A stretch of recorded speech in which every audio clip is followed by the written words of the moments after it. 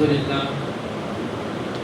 لله رب العالمين والصلاة والسلام على سيد المرسلين وعلى آله وأصحابه أجمعين أما بعد فقد قال الله تعالى في القرآن العظيم وفي الفرقان المجيد أعوذ بالله من الشيطان الرجيم بسم الله الرحمن الرحيم وما أرسلناك إلا رحمة للعالمين صدق الله العلي العظيم. சகோதரி அல்லாஹ் நிறையர்களே, அல்லாஹ்வுடைய மாபெரும் கிருபையால் 30 நோன்புகளையும் பரிபூர்ணமாக நோக்கக்கூடிய ஒரு பாக்கியத்தை அல்லாஹ் தந்திருக்கிறான். அதிகமாக அல்லாஹ்வுக்கு நன்றி செலுத்த கடமைப்பட்டிருக்கிறோம். அத்துடன் நாளைய நோன்புடன் இந்த வருடம் ரமலான் முடிவடைகிறது. அதிகமாக அல்லாஹ்விடத்தில் துஆ செய்ய வேண்டும்.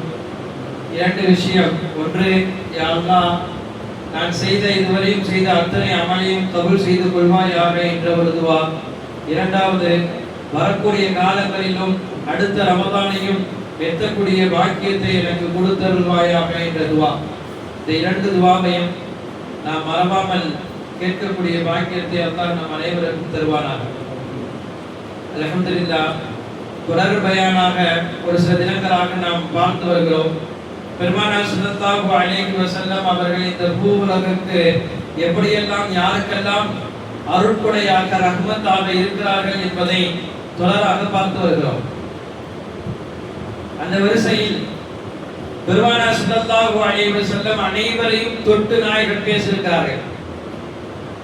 பொதுவாகவே பள்ளிகளில் நடக்கக்கூடிய நடைமுறை, பள்ளிகளில் ஏதாவது ஒரு அசுத்தம் இருந்துவிட்டால் அதை சுத்தம் செய்வதை குறித்து அதிகம் கவனம் செலுத்தினார்கள் பெருமானார் ஸல்லல்லாஹு அலைஹி வஸல்லம்.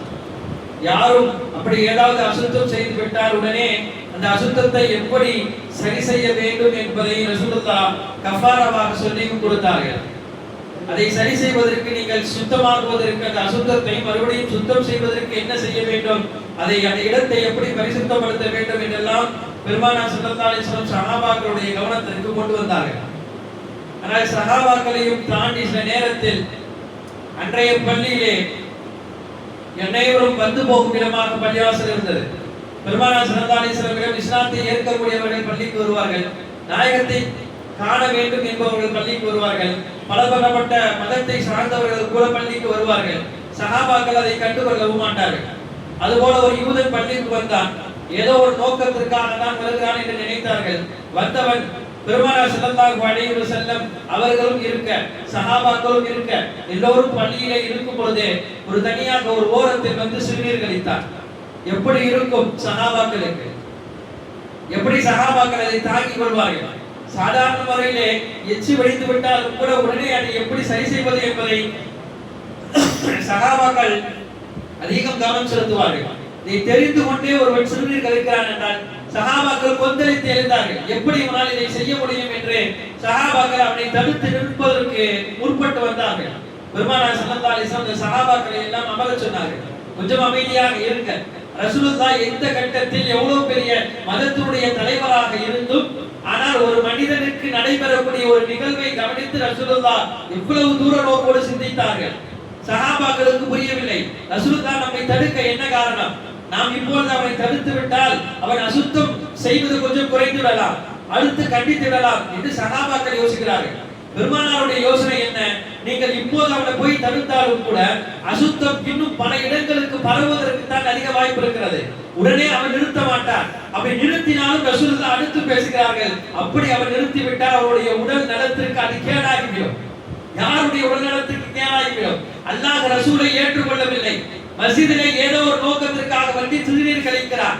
அவரை குறித்து ரசூலுல்லாஹ் பேசக்கூடிய பேச்சு, இவர் மதங்களை கலந்த மனிதநேயத்திற்கு தலைவராக ஆனவர் ரசூலுல்லாஹி ஸல்லல்லாஹு அலைஹி வஸல்லம். ஏதோ ஒரு மதத்துடைய தலைவர் என்று ரசூலுல்லாஹ்வுடைய வாழ்க்கையை நாம் முடிக்க முடியாது. எல்லாம் முடிந்த பிறகு அவரை கூப்பிட்டு விட்டு ரசூலுல்லாஹ் உட்கார வைத்து பேசுகிறார்கள். அழகான வார்த்தையை கனிவாக எடுத்து சொன்னார்கள். உங்களுடைய ஆன்மீகத்தினுடைய ஆலயத்திற்கு வந்து யாராவது இப்படி செய்தால் நீங்கள் பார்த்து கொண்டிருப்பீர்களா? பெருமானார் ஸல்லல்லாஹு அலைஹி வஸல்லம் கேள்வி அவருடைய இதயத்தில் சுல் என்று படுத்தது. வந்தவர் எங்கிருந்து வந்தார் என்று ரசூலுல்லாஹ்வுக்கு தெரியவில்லை. அவரை குறித்து ரசூலுல்லாஹ் பக்குவமாக அவரிடம் எடுத்து பேசி அனுப்பி விடுகிறார்கள். சஹாபாக்கள் ஏதாவது கண்டிப்பு வார்த்தையாவது ரசூலுல்லாஹ் சொல்ல வேண்டுமே என்று ஆசைப்பட்டார்கள். எதையும் சொல்லவில்லை. போனவர் ஒரு பெரிய கூட்டத்தை பின்னால் இஸ்லாத்திற்குள்ளே கொண்டு வருகிறார். ஏன் தெரியுமா? பெருமானார் நடந்த நடைமுறை அவருக்கு பிடித்து விட்டது.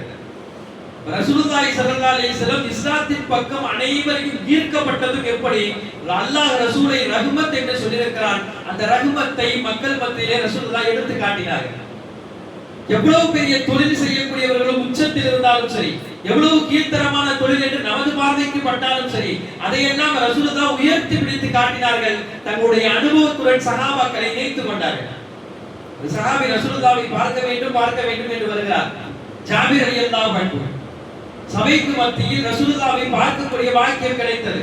சபை முடிந்தவுடன் ரசூலுல்லாஹை நேராக வந்து ரசூலுல்லாஹ்விடம் முஸாஃபா செய்கிறார். பெருமானார் முஸாஃபா செய்கிறார்கள்.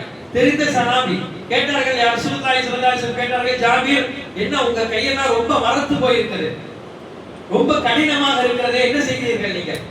ஜாபீர் ரலியல்லாஹு அன்ஹு சொல்கிறார்கள், யா ரசூலுல்லாஹ் நான் செருப்பு தைக்கிறேன், செருப்பு தைக்கும் தொழிலாளி.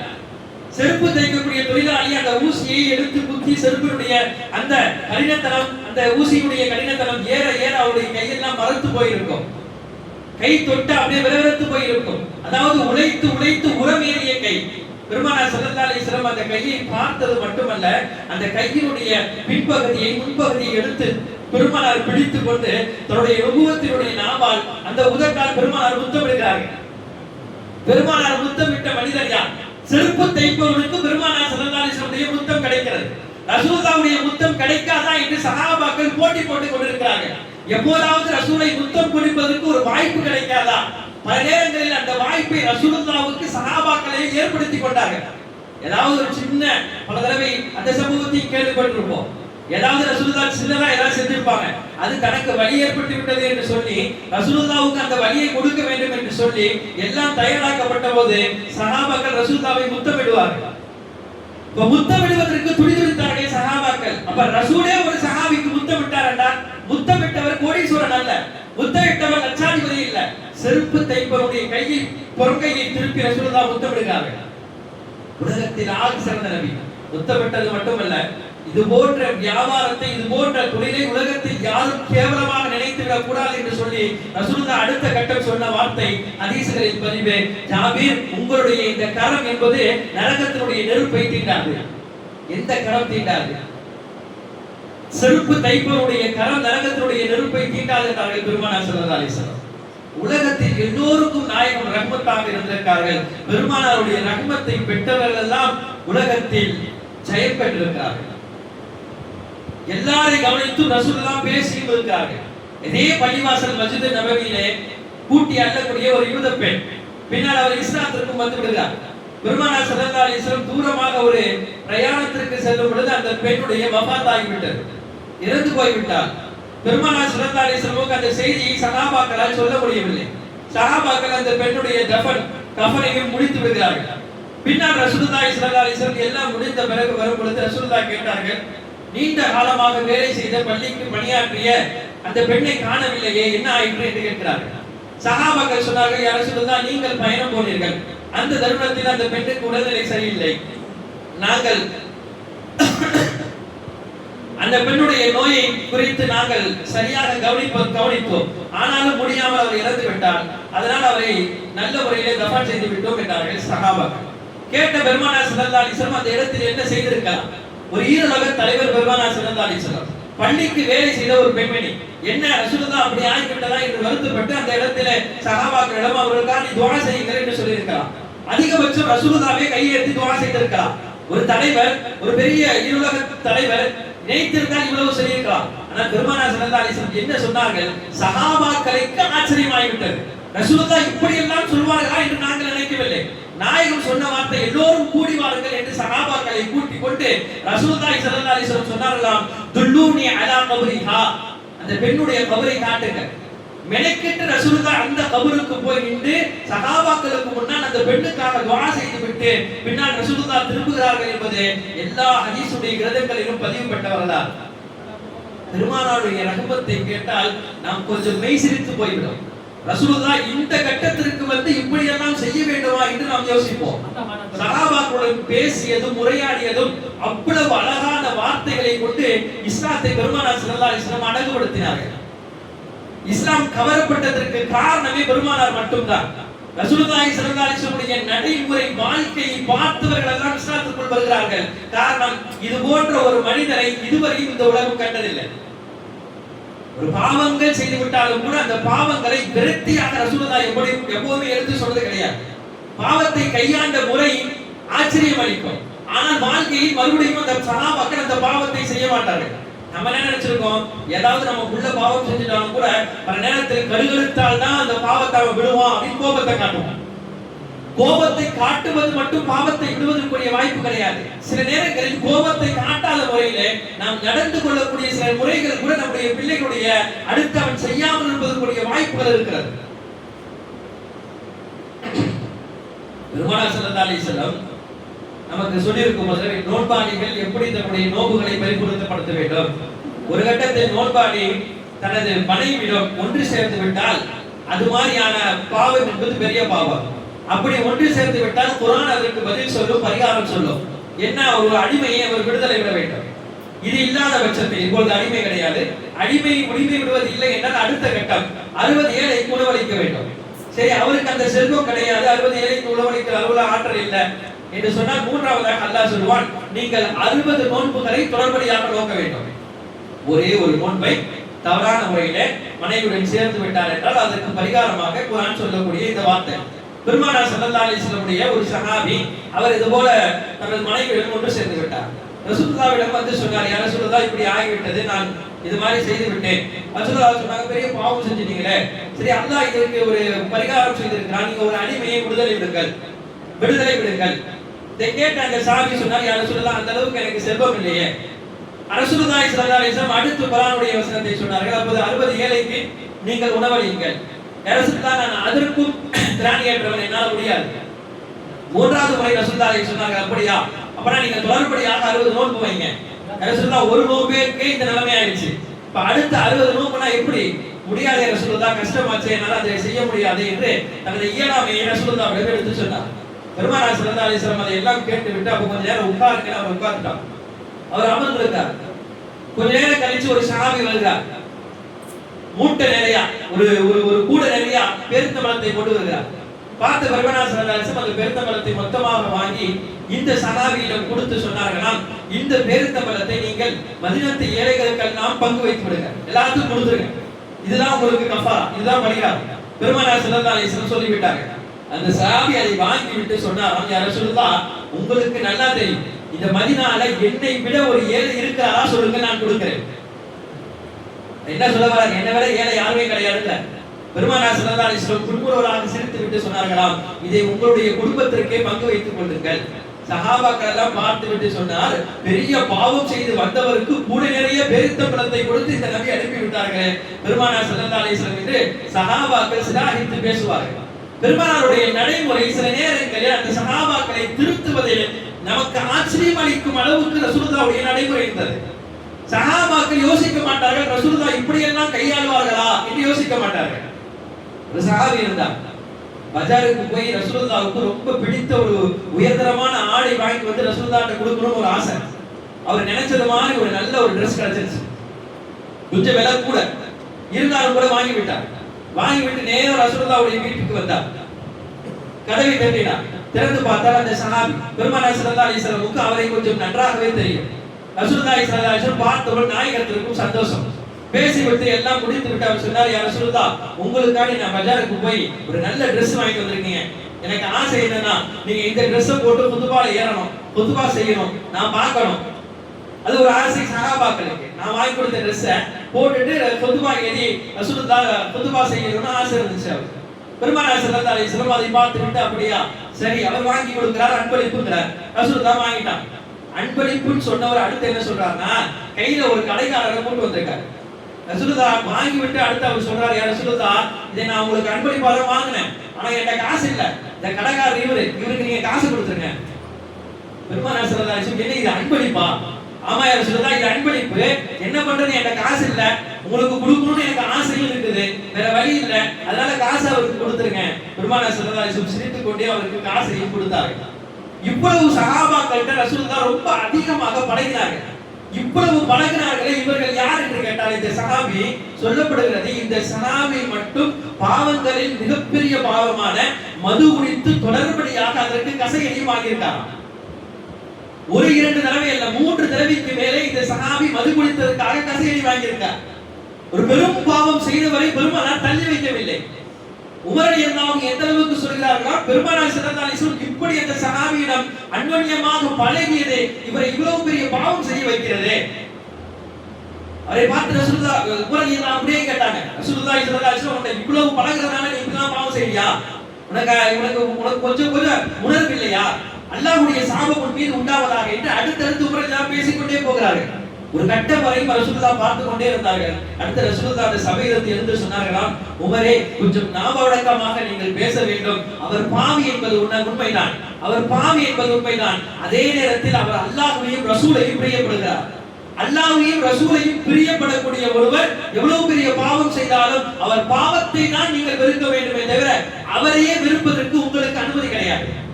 இந்த விஷயம் ரசூலுல்லாஹ் இந்த வார்த்தை என்பது பெரிய நுணுக்கமான விஷயம். நம்மள்ட்ட அந்த விஷயம் இருக்குது. ஒருவர் தொழுகிற அப்படின்னு சொன்னா, ஒருத்தர் மது குடிக்கிறாருன்னு சொன்னா, ஒரு வட்டி வாங்குறாரு என்றால் அவரை பார்க்கும் பொழுதெல்லாம் அவருடைய பாவம் தான் வரணுமே தவிர, ஆனா அவரையே ஞாபகம் வச்சு இப்படி செய்யறவன் அவரே கொஞ்சம் தள்ளி வைக்கிறோம். இந்த தள்ளி வைப்பு வேண்டாம் என்று ரசூலுல்லாஹ் சொல்லிவிட்டு சொன்னார்கள். அல்லாஹ்வும் ரசூலையும் அவர் பிரியப்படுகிறார். அதனால் ஒரு கட்டத்தில் கண்டிப்பாக அந்த பாவத்தை விட்டு அவர் வெளிவருவதற்கு வாய்ப்பு இருக்கிறது. எனவே அவரை குறித்து நீங்கள் தவறாக பேச வேண்டாம் என்று பெருமானார் ஸல்லல்லாஹு அலைஹி வஸல்லம் உமர் ரலியல்லாஹு அன்ஹு அவர்களை கண்டித்ததும் வரலாறில் இருக்கிறது. ஒரு சஹாபாக்களை பெருமானார் ஸல்லல்லாஹு அலைஹி வஸல்லம் கையாண்ட முறை, ரசூலுல்லாஹி ஸல்லல்லாஹு அலைஹி வஸல்லம் அவர்கள் அந்த சஹாபாக்களுடன் நடந்து கொண்ட முறையெல்லாம் பெரிய ஆச்சரியம் அளிக்கிறது நமக்கு. ஹதீஸுக்குள் பாவத்தை களைவதற்கு பெருமானார் ஸல்லல்லாஹு அலைஹி வஸல்லம் பல நேரங்களில் சஹாபாக்களின் அன்யோன்யமாக நடந்ததும் கூட அந்த பாவத்தை விட்டும் அவர்களை தள்ளி வைத்தது. ஒரு பலவீனமான ஒரு சம்பவத்தை எழுதுவார்கள். பல கிதாபுகளில் இது பதிவு செய்யப்பட்டிருக்கிறது. ஆனாலும் கூட அவ்வளவு பெரிய ஆதாரம் கிடையாது என்றாலும் கூட இதில் கிடைக்கக்கூடிய படிப்பினை என்பது பெருமானாருடைய வாழ்க்கையிலே நடந்த ஒரு மிகப்பெரிய படிப்பினை எடுத்துக் கொள்வதற்காக சொல்ல வருகிறேன். ஒரு சஹாபி இருந்தார். பெருமானார் ஸல்லல்லாஹு அலைஹி வஸல்லம் ஒரு திருப்பக்கமாக நடந்து வரும் பொழுது அவர் அந்நிய பெண்ணுடன் பேசிக் கொண்டிருக்கிறார். பெருமானார் பார்த்து விட்டார்கள். ஆனால் பெருமானார் பார்க்காத போல அந்த இடத்தில் கடந்து போகும் பொழுது அந்த சஹாபியை பார்த்து விட்டார்கள். ரசூலுல்லாஹி ஸல்லல்லாஹு அலைஹி வஸல்லம் பார்த்து விட்டார்கள் என்று தெரிந்தவுடன் படபடத்து போய் அந்த பெண்கள் எல்லாம் ஓடிவிட்டார்கள். இந்த சஹாபியிடம் ரசூலுல்லாஹ் கேட்டார்கள், என்ன இங்க நிக்கிறீங்களே?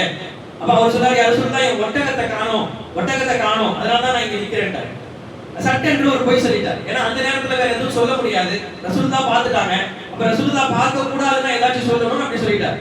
பெருமானார் ஸல்லல்லாஹு அலைஹி வஸல்லம் சொன்ன வார்த்தை அதுதான். அப்போ ஒட்டகம் உங்களுக்கு கிடைச்சிச்சுன்னா என்கிட்ட சொல்லுங்கன்றான். ஒட்டகத்தை போய் தேடுங்க, தேடி கிடைச்சிருச்சுன்னா என்கிட்ட சொல்லுங்க அப்படின்னு ரசூலுல்லாஹ் சொல்லிட்டு போயிட்டாங்க.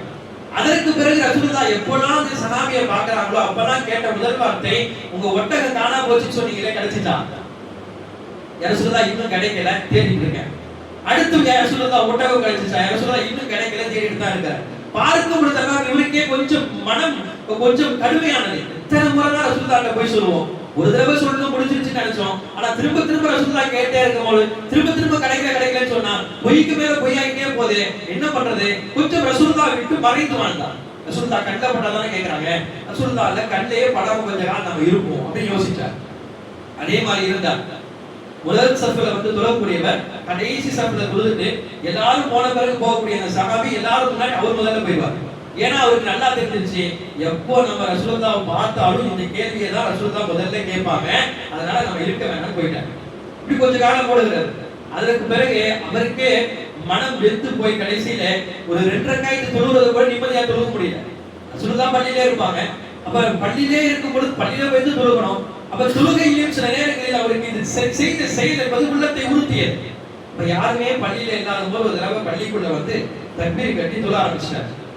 இந்த சூறாக்களை ஓதி தொழுதார். பெருமானார் ஸல்லல்லாஹு அலைஹி வஸல்லம் சரியாக அந்த நேரத்தில் உள்ளே வந்து விட்டார்கள். உள்ள வந்தது அவருக்கும் தெரிஞ்சிருச்சு.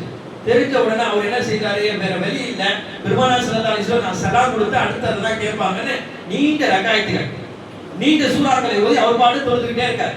பெருமானார் பக்கத்துல உட்காரவும் செஞ்சுட்டான். இப்ப இவரும் தொழுத மாதிரி இல்ல, பெருமானார் எழுந்து போன மாதிரி இல்ல. ஒரு கட்டத்திற்கு மேல அவர் தொழுகை நீட்ட பொழுது ரசூலுல்லாஹ் தொழுகையிலே அவர் இருக்கும்போது சொல்லிட்டாங்க, நீங்க எவ்வளவு நேரம் தொழுதாலும் கூட நான் அந்த கேள்வியை கேட்காம போக மாட்டேன்னு சொல்லிட்டாங்க. வேற வழி இல்லாம அந்த சஹாபி சீக்கிரமாக தொழுகைக்கு சலாம் கொடுத்து விட்ட உடனே ரசூலுல்லாஹ் கேட்டாங்க, நான் காணாமல் போன ஒட்டகம் கிடைச்சிச்சா? பெருமானார் ஸல்லல்லாஹு அலைஹி வஸல்லம் அந்த சஹாபி சொன்னார், யா ரசூலுல்லாஹ், அப்படி ஒரு ஒட்டகமே கிடையாது நாயகமே, இதுக்கு மேல இந்த கேள்வியை கேட்காதீங்க. பெருமானார் ஸல்லல்லாஹு அலைஹி வஸல்லம் சிரித்து கொண்டே அந்த இடத்தை விட்டு போயிட்டாங்க. நம்மளா அந்த இடத்துல இருந்திருந்தா என்ன செஞ்சிருப்போம்? எனக்கு இது முன்னாலே தெரியும். நான் எதுக்கு கேட்டேன் தெரியுமா? உன் வாயில வந்து வரணும்னு சொல்லி தான் கேட்டேன். ஆனா ஒரு தடவை கேட்டேன், நீ மறைச்ச ஓகே. அடுத்து பார்த்து கேட்டேன், மறைச்ச ஓகே. எந்த அளவு உன் பாவம் ஒண்ணு ஆகிடுச்சு பாரு. என்னை விட்டு நீ மறைச்சு வாழ்ந்த, தொழுகைக்கு சரியா வரல, இந்த அளவுக்கு போய் சொன்னேன், அடுத்து போய் சொன்னேன், கடைசியில நான் தான் உன் வாயில இருந்து வர வச்சிருக்கேன், நீனே சொல்லல என்று பல கேள்விகளை தொடுத்து அவரை மனத்துல அதிக வேதனைகளையும் வலியையும் கொடுத்திருப்போம். பெருமானார் ஸல்லல்லாஹு அலைஹி வஸல்லம் அவ்வளவு பேசியிருக்கலாம், எதுவும் பேசல. ரசூலுல்லாஹ் ஒரு முன்முறுவல் சிரித்து விட்டு சபையை விட்டு போய் விட்டார்கள். அந்த சஹாபி அப்போது சொன்னார், எனது வாழ்க்கையில் அதற்கு பிறகு பெண்மணிகள் யாரையும் அந்நிய பெண்ணை நான் ஏறெடுத்து பார்க்கவில்லை, வாழ்க்கையில் அதற்கு பிறகு ஒரு பொய்யும் சொல்லவில்லை. சில தவறுகளை இப்படி தட்டிவிடும் பொழுதுதான் அந்த பிள்ளைகளுடைய வாழ்க்கையும் வருங்காலத்துடைய தேட்டமும் அந்த பாவத்தை செய்யக்கூடாது என்ற எண்ணமும் வருகிறது. பெருமானார் ஸல்லல்லாஹு அலைஹி வஸல்லம் அதற்கு மிகப்பெரிய முன்மாதிரியாக இருக்கிறார்கள். எல்லாத்துக்கும் ரசூலுல்லாஹ் தான் முன்மாதிரி. உலகத்துல எவ்வளவு விஷயங்கள் வந்தாலும் ரசூலுல்லாஹ்வை பார்த்துதான் அந்த ரஹ்மத்தை நாம் பெற முடியும். குர்ஆன்ல அல்லாஹ் சொல்வான், சஹாபாக்களை நாயகமே கொஞ்ச நேரம் நீங்க பாருங்க, உங்களுடைய பார்வை அவர்களுக்கு ரஹ்மத்தாக ஆகும். அந்த சஹாபாக்களுடைய பார்வை உங்கள் பார்வை அவர் மீது விழ வேண்டும் என்று ரசூலுல்லாஹி ஸல்லல்லாஹு அலைஹி வஸல்லம் பல முறை சொல்லியும் நாம் பார்த்திருக்கிறோம். பெருமானார் இந்த உலகத்திற்கு ரஹ்மத்தாக வந்திருக்கிறார்கள். அந்த ரஹ்மத்தை நாம் பெற வேண்டும் என்று சொன்னால், காலம் முழுக்க அந்த நபியை பின்பற்றணும் என்று சொன்னால், பெருமானார் ஸல்லல்லாஹு அலைஹி வஸல்லம் வாழ்க்கையை நமது வாழ்க்கையை எடுத்து நடந்தோம் என்று சொன்னால், கண்டிப்பாக அல்லாஹ் தஆலா நாயகத்துடைய ரஹ்மத்தை நமக்கும் பொழிவான். வல்ல அல்லாஹ் வரக்கூடிய காலங்களில் அதிகமாக பெருமானாரை பின்பற்றக்கூடிய பாக்கியத்தை நம் அனைவருக்கும் தருவானாக. வாஹிர் தஅவானா அல்ஹம்துலில்லாஹி ரப்பில் ஆலமீன்.